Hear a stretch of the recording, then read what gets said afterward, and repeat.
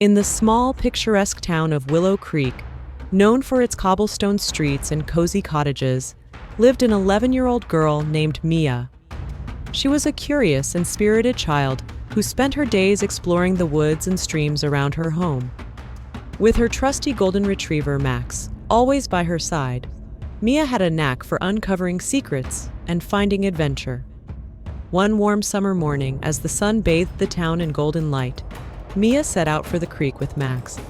Little did she know, the day would lead to a discovery that would change her life forever. The creek was alive with the sounds of nature, birds chirping, water rushing, and the occasional splash of a fish. Mia tossed a stick into the water, and Max eagerly jumped in to retrieve it. Suddenly, Max began digging furiously near the bank. Mia, curious, hurried over to see what he had found. Beneath the mud and leaves lay a small, intricately designed key. Mia, holding the key. "What's this, Max? It looks so old and important." The key was unlike anything Mia had seen before. Its intricate carvings of vines and flowers gave it an air of mystery. Mia felt a strange pull, as though the key was calling her to uncover its story. Mia couldn't keep the discovery to herself. She showed the key to her best friend, Ellie, a clever and imaginative girl who loved solving puzzles. Ellie, excitedly, "This could be the key to a treasure chest, or maybe it opens a secret room." Their imaginations ran wild as they speculated about the key's origin. Ellie suggested taking it to Mr. Thomas, the town's antique shop owner, who was known for his knowledge of historical artifacts. The antique shop was a treasure trove of curiosities. Mr. Thomas, a kind man with a love for history, examined the key carefully. Mr. Thomas, "This is no ordinary key, Mia. It's very old and quite rare. The carvings suggest it might belong to the Hawthorne mansion on the hill." Mia, surprised, "The Hawthorne mansion? But no one's lived there for years." Mr. Thomas, "That's true. They say the mansion is haunted, but it's more likely just full of secrets. Be careful if you decide to investigate. Old places can be dangerous." Mia couldn't resist the allure of a mystery. The next morning, she packed a backpack with snacks, a flashlight, and a notebook. Max wagged his tail, ready for the adventure.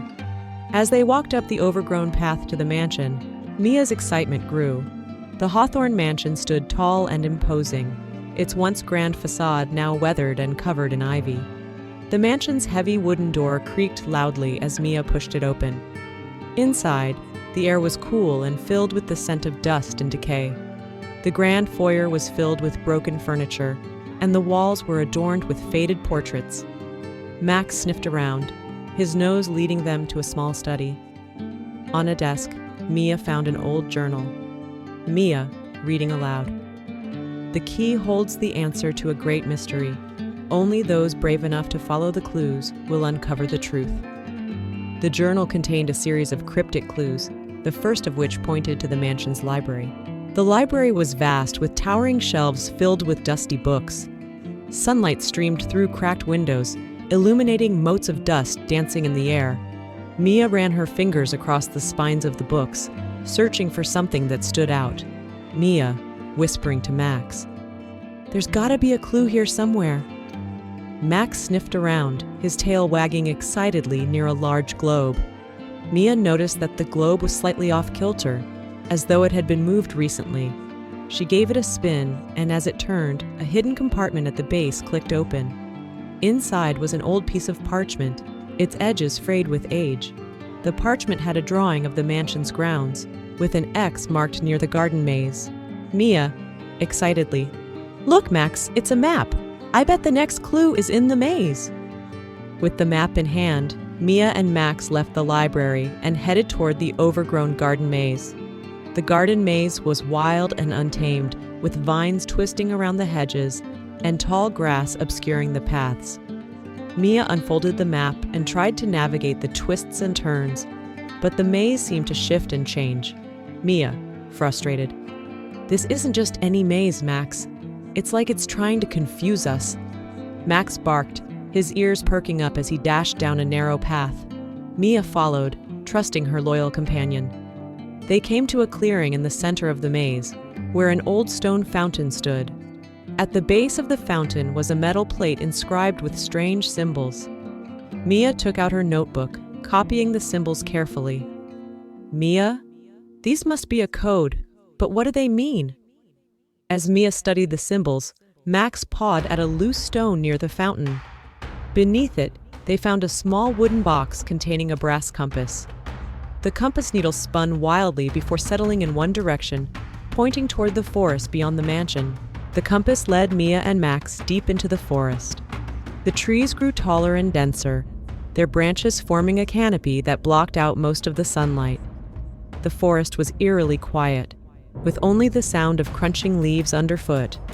Mia began to notice carvings on the trees, symbols similar to those she had seen in the maze. She realized they were guiding her toward something. After what felt like hours of walking, they came to a clearing where a small stone cabin stood. The cabin looked ancient, its roof covered in moss and its walls cracked with age. Mia, to Max, "This place feels important. I think we're getting closer to the mystery." Inside the cabin, they found a dusty table with an old chest. The chest was locked, and Mia's heart raced as she pulled out the mysterious key. The key fit perfectly. With a click, the chest opened to reveal a collection of letters, photographs, and a leather-bound book. Mia carefully opened the book, its pages filled with neat handwriting. The book told the story of the Hawthorne family, who had once owned the mansion. They were known for their kindness and generosity, but they had vanished mysteriously decades ago. One entry caught Mia's attention. "To those who find this, know that our greatest treasure is not gold or jewels, but the bonds of family and the strength of love. Follow the clues to the heart of the mansion, where the final truth lies." Mia, determined. "We have to go back to the mansion, Max. There's more to this mystery." Back at the mansion, Mia retraced her steps, guided by the journal. The final clue pointed to a hidden passage beneath the grand staircase. She pushed aside a heavy rug and found a trapdoor. The trapdoor led to a dimly lit tunnel, its walls lined with old lanterns. At the end of the tunnel was a heavy wooden door with the same symbols Mia had seen throughout her journey. Mia, taking a deep breath. "This is it, Max. The final challenge." The door had 3 locks, and Mia realized she needed to use the knowledge she had gained from the maze, the cabin, and the journal to solve the puzzle.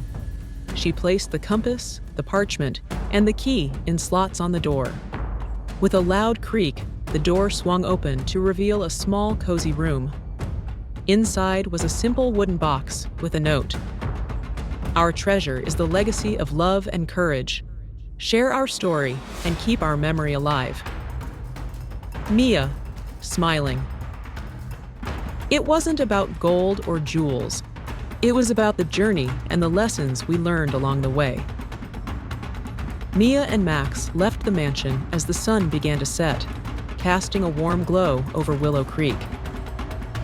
Mia felt a sense of pride and accomplishment, knowing she had solved the mystery.